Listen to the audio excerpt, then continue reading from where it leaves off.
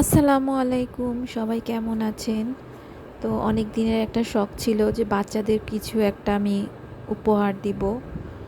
তো এটা আমার বড়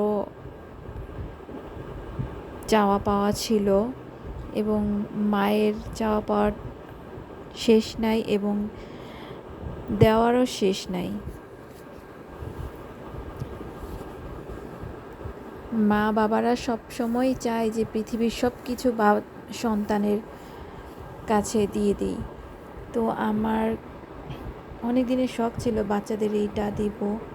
তো ওদের যেহেতু জন্মদিনও চলে এসেছে, তাই আমি এই ট্যানটা ওদের জন্য আমি কিনে রেখেছিলাম গিফট হিসেবে।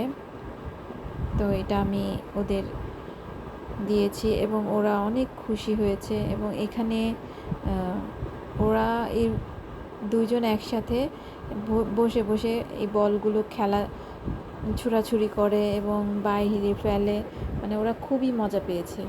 তো আমার এইটুকুই চাওয়ার ছিল যে ওরা খেলাধুলা করুক, একসাথে মজা করুক, এই আর কি।